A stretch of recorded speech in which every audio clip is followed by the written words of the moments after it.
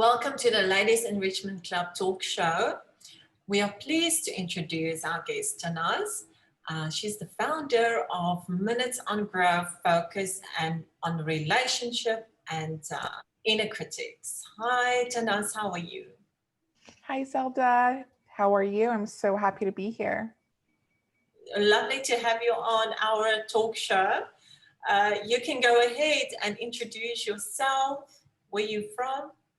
Okay, definitely. So my name is Tannaz Hosseinpour. I'm a certified life coach specializing primarily in mindset and relationships. My background is in dispute resolution law with a focus on family mediation. And yeah, I'm also the founder of Minutes on Growth, which is an online community for conscious individuals to come together and discuss topics such as personal development, spirituality, conscious entrepreneurship, and I have a podcast with the same name as well. Amazing. I did listen to some of your sessions and really impressive. I really enjoyed. Thank you. I really enjoyed your podcast. So at the end of the video, I'll share all your details. Wonderful. Tell me, why did you decide to go into this type of service? Well, I think I've always been really interested in the world of spirituality, and I think I embarked on it almost a decade ago, but I didn't feel like it was my time to share my insights yet until, let's say, 3 years ago when I started the podcast.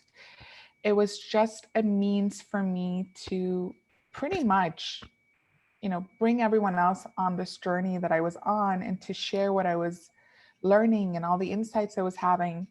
And through that, and through different events that I wouldn't say are coincidences, I don't believe in coincidences anymore, I embarked on becoming a life coach. And then because of my background in dispute resolution and family mediation, I chose relationships and mindset because I think everything in life is 90% mindset. So yeah, it just clicked into place. I don't think I pursued it with a clear vision. I think I was just open to whatever the universe had for me, and this is the path it took me on, and I just embraced it as it came along. Sounds very interesting, and I would like to know a little bit. Let's talk a little bit more about relationships these days. Yeah. What Yeah. can you share? How do you think all of this is affecting what's happening now, relationships? I mean, it can go either of two ways. Either everyone, we have group A where the relationships are blossoming during this time, and we have group B where there's more distress than usual. And I just want to start by saying that conflict is completely normal and natural in relationships. And if there isn't conflict, then I would assume one party is suppressing their emotions to the next level. So I think conflict is very normal. How we deal with conflict ultimately, defines the relationship. So Dr. John Gottman from the Gottman Institute is one of the world's biggest institutes on relationships. He states that, there are 4 very unhealthy habits, I would say, that we need to be very conscious of when we are communicating with our significant other during moments of conflict. And his research has shown that with a 93% accuracy, that a relationship would fail if these 4, he calls them the 4 horsemen, exist and nothing changes. And he also shows that within the first 3 seconds of a conversation, you can predict how it will end up. So these 4 horsemen are called criticism, defensiveness, stonewalling, and contempt. The reason I love to discuss this is because the first step to change is awareness. We cannot change what we're not aware of. When I introduce the 4 horsemen to my couple clients, even my single clients, I noticed that they're like, oh my God, so I was being critical at that moment, or I was stonewalling. And the more aware they become, the more flexible they become to changing. So I'll just briefly go over them. And then if there's any questions, definitely let me know. So criticism is the problem with criticism is you make the issue about a defect in the other person's character or personality. So it's no longer about what the person has done, it's about who the person is, right? So for example, if you come home and you see the dishes are, piling up, instead of saying, the dishes are piling up and it's bothering me, you say, you are such a messy person. You kind of attack the person's character. Criticism is also using the two words that I say every relationship needs to cut out: always and never. You always do this, or you never do that, right? So these are the two biggest no-no words that I would say. And when we're critical, what usually happens, it's a ping pong between criticism and defensiveness. So if I say, you always do this, naturally the other person's going to get super defensive, right? So a great way to deal with criticism is to use this formula that when X happens, I feel Y.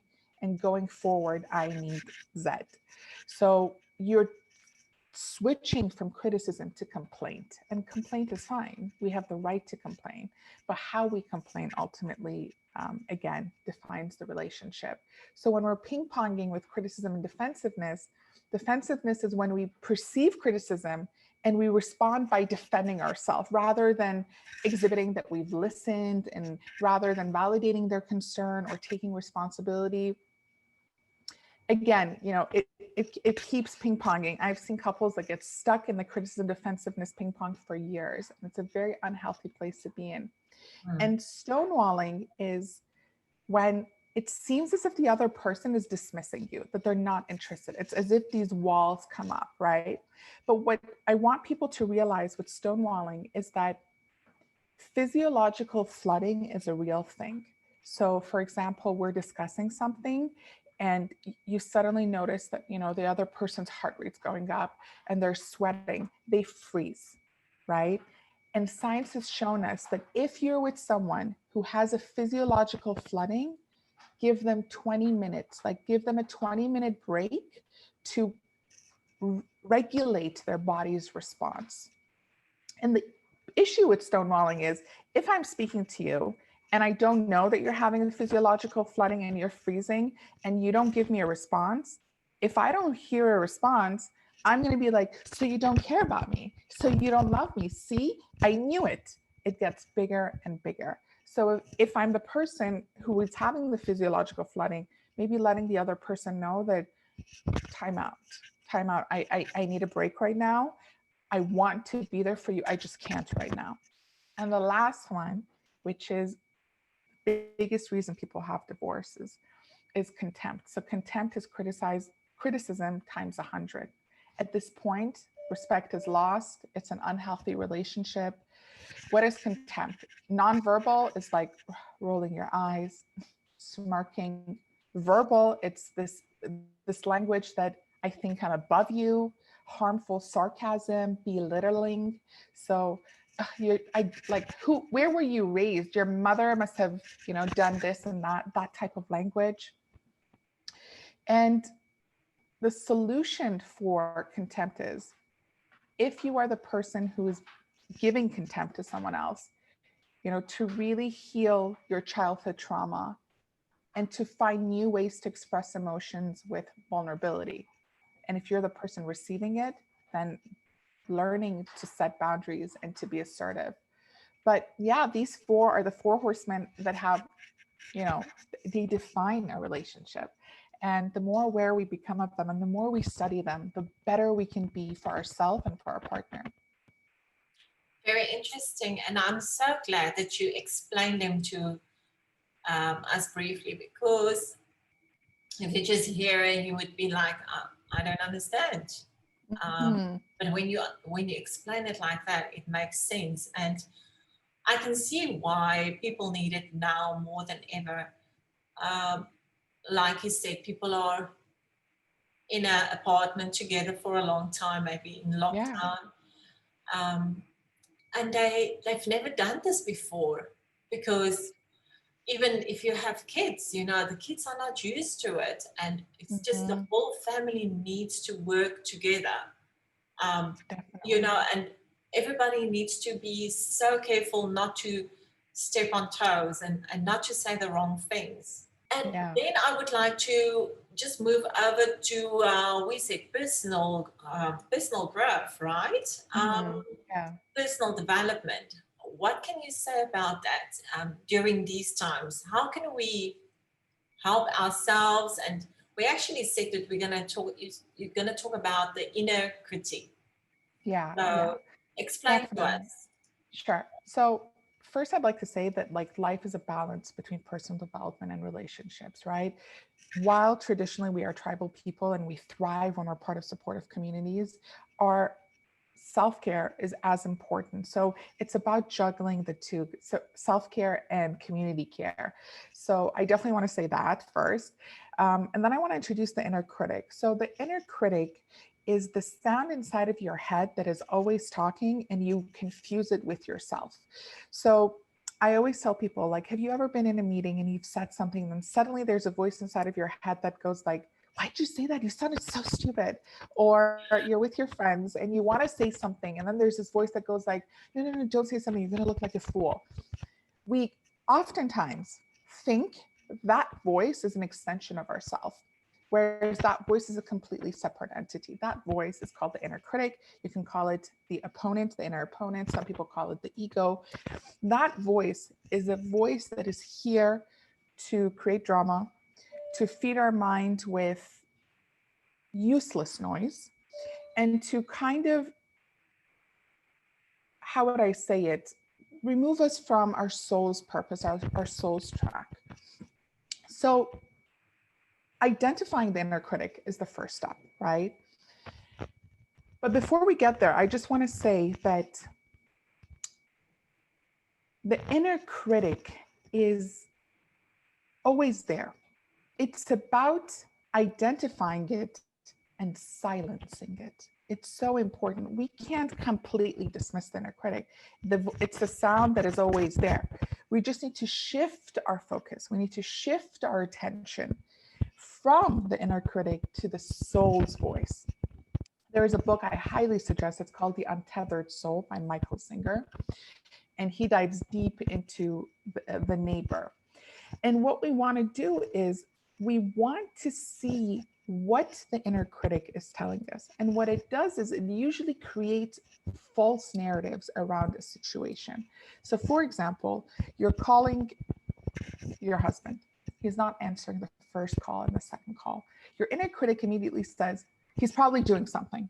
He's probably, he doesn't care about you. These narratives are the narratives that the inner critic is creating for us, right? So we need to become aware of what that sound is, where is it coming from, and what false narrative is it creating for us. And a great way to do that is to name our inner critic. I ask everyone, please name your inner critic. And it's a really fun process. So I named my inner critic Blair after Gossip Girl because she represents judgment for me. So when I'm sitting in a crowd and I'm judging someone else, or if I'm sitting alone and I'm judging myself, I immediately say, that's not me, that's Blair speaking. So then I can silence her. We can name it, we can create a divide between us, and we can silence it. So naming your inner critic, something funny or someone you don't like, and then being aware of it and realizing that we are not our thoughts. We are separate from our thoughts. We are eternal consciousness, right? We are eternal love. Everything inside of us is loving. If there is a part of us that is not loving, then it doesn't belong to us. It has a home in our mind, but it doesn't belong to us. And if you're not going to allow someone live in your house and judge every single move and criticize you and make you feel bad and do all of that, then you shouldn't allow someone to do that in your head either, right? The only reason we don't stand up to the inner critic is because we can't see it. But just because we can't see it doesn't mean it doesn't exist. So we need to become super aware of the inner critic. How is it impacting different areas of our life? I highly suggest everyone to do this Wheel of Life. I actually have a free journal. I can send you the link. It's a 21-day guided journal for abundance. But the first week we focus primarily on beliefs and the wheel of life. So it's looking at different areas of your life, asking yourself, what area am I having struggles with? So let's say it's the area of money, right? Right now, finance is a big thing for a lot of people. Asking yourself, what are some of the beliefs that the inner critic has created around money for me? Did I grow up hearing that money is evil, that you can't be spiritual and rich, or rich people are greedy, or you need money to make money? What are some of these limiting beliefs that the inner critic has created for me based on my experiences of, what I had in the first 7 years of my life and in my adult life? And then becoming aware of it, and then silencing it, and then replacing it with empowering ones. Very true, very true. We all have these thoughts sometimes, and again, when you when you were made maybe redundant, you have like, why me? Because I was this and this and this, or you always had those thoughts in your mind, and you're always asking, questions to yourself. And I think it's really important that we always step back and look really about figuring out the situation, and not just jump in and say, well, it was my fault, and, criticize yourself. Yes, you need to have self-love. It's so important. Definitely. And so many people now need it so bad. We all need that love and taking care of yourself. And I would like to encourage people to in these days to take care of themselves and let other people see that you do it, so that they follow the trend. Definitely. So many people now are like depressed and going through tough times, and through this kind of talks, we want to encourage everyone out there that's listening, and we as women need to encourage each other as well to make a success, and not to step into that self-critique, trap. Thank you so much for that explanation. It was really nice to hear you talk about that. Where do you see yourself, Tannaz, in a year? Tell us, where do you want to take your service? Well, it's always been my intention to create a safe space for men and women to come together and, work on areas of their life that can really change their perspective of reality. Because I believe reality is just a combination of your perspective, opinions, thoughts, and beliefs. It's subjective. There is no one reality. So my goal is to actually share these insights with people, with more people around the world, to nurture women, to help them see their potential, and ultimately to help elevate the collective consciousness, but to shift away from victimhood to accountability and success and growth, and to really help everyone, including myself, because when I'm doing this work, it's a constant reminder to myself, and I still have a lot of limiting beliefs that I live with, and I notice it in different areas of my life. Holding each other's hand and walking this path of life, and realizing that, yeah, we have zero control over life, but we have 100% control over how we react to it. So just holding each other's hand as we react in a more positive, elevated way to life. That would be my intention always. That's always been my intention, but I think I would want it to be given to more women around the world. Such a good service that you are giving, and I'm sure that there is a lot of women out there. There will always be women out there that needs help, and the Ladies Enrichment Club is trying their best to support women in business and in personal growth. So it is our mission as well, and it feels good to be able to bring a little service to somebody that needs it. For me, it makes sense to say little, because I feel I can give more. But again, that is my inner critic talking there. I'm so glad you're doing this. I mean, bless you. I think, I really believe that our life purpose is to share, and how we share our message is what makes it unique. And everyone shares their message in a different way. But I love that you're doing this, because you're living the ultimate life purpose, which is sharing and creating a space for people to share. So thank you so much. Oh, it's a pleasure. And also for me, it's just getting to know people and what they are going through. Mm-hmm. And then always you can compare your life to other people and say, whoa, I'm so blessed. So blessed to Mm-hmm. be able to do this. Yeah. Not a lot of women have this opportunity. Yeah. So I have two more questions, Go and ahead. I want to know any advice you would like to share to women out there. My first piece of advice would be to embrace gratitude. Gratitude is a very, very powerful tool. And even though we might be going through times where it doesn't feel like there's much that we can be grateful for, there is still so much goodness in our life. And when we shift the perspective, we can control the narrative. It doesn't mean bypass your emotions. No, you can say, I'm sad today, but I'm still grateful for the roof above my head. I'm angry right now, but I'm still grateful that I can drink water and calm down. So gratitude is one of the most powerful tools that I would say I would want everyone to do it. And in the journal, I actually have like reminders, gratitude reminders at the end of the night, 3 things you're grateful for. And then at night or in the morning, whichever one you love. I love doing it all the time, but totally up to you when you're starting. And the second thing that I would say is take time to get to know yourself. This is the best time to do that, because the world has slowed down. The past pace wasn't serving us.